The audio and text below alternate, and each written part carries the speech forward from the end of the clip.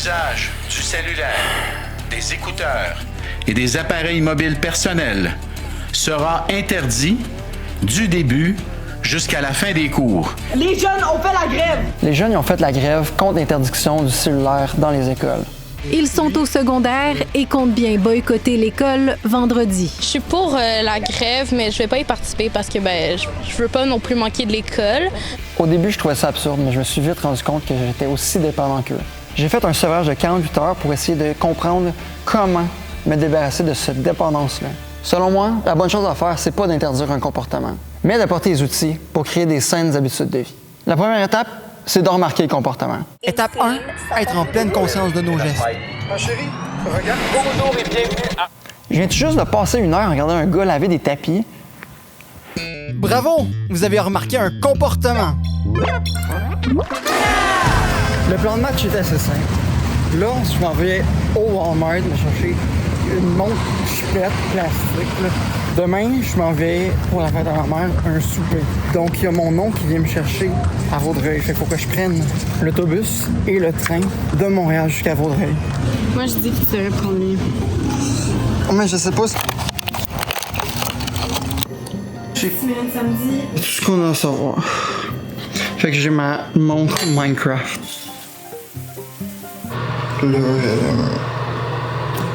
il y a trop de bonheur là, pour moi en ce moment. Je vais me chercher un café au Tim, puis un rap du travailleur pour me fider. Je vais prendre une vidéo du rap du travailleur. Ouais. Non seulement je l'ai fait à temps, mais je l'ai fait à temps de genre 15 minutes. J'ai pu aider un gars de se trouver son chemin. Je me sens tout nu sans mon téléphone. J'ai tout le temps le réflexe de le sortir de ma poche quand il y a un problème ou que j'ai rien à faire. Dans le train, drôlement, je vais bien que le silence. Jusqu'à temps qu'ils se mettent à mouiller, mais genre mouiller. Rendu dehors, j'étais tout mouillé puis je trouvais pas l'auto. J'étais tellement tanné que je voulais arrêter le défi. Je passe la journée 48 heures sans téléphone. J'ai même pas de téléphone. J'ai laissé à Montréal. C'est vraiment au retour de la fête à ma mère que ça a commencé à être difficile. Ah maman, je voulais tellement genre, je cravais de regarder la télé. Demain, je pense que ça va être un peu plus difficile parce que j'ai vraiment rien à faire. Aujourd'hui, c'était de 2 à 11h36. Je vous dirais qu'en ce moment, le plus difficile, c'est de relaxer. Parce que j'ai l'impression que lire ou écrire, c'est une tâche. Et que genre, la seule manière de relaxer, ça serait genre de regarder la télé. L'étape 2, c'est de trouver la motivation. Selon moi, c'est ça qui est le plus difficile. Pendant mes recherches, j'ai réalisé que c'était à ce moment-ci que j'étais en manque de stimulation. Je me suis réveillé avec le goût de changer les règles. Je me dis que j'ai besoin de ça. Je suis comme, what the fuck, je suis tellement addict. Je vivais un genre de sevrage de dopamine. Le plus difficile, c'était de pas voir les résultats des efforts que je mettais. J'étais dans un tourbillon d'ennui. Je sais plus pourquoi je fais ça, je vois aucun bénéfice en ce moment. Pour nous aider à continuer, on doit comprendre c'est quoi la motivation. Pour ce faire, on va faire de l'aérobie en vous expliquant la théorie de la motivation première.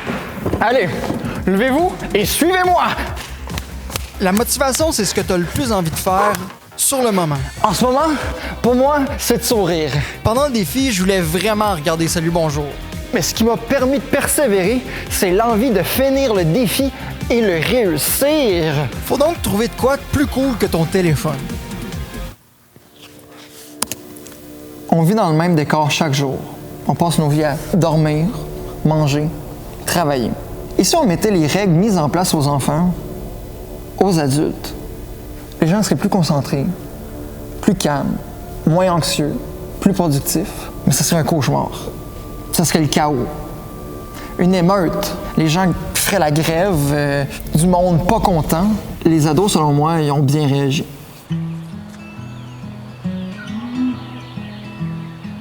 Ce que j'ai trouvé de plus bénéfique dans mon expérience, c'est de devoir changer d'air.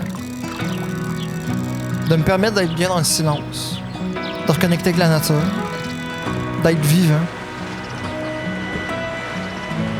Mais surtout d'avoir des vraies interactions profondes avec ma famille.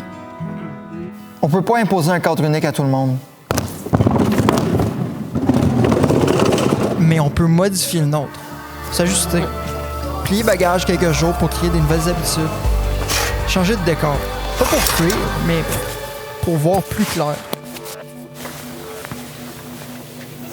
Après tout ça, il reste une chose. S'écouter.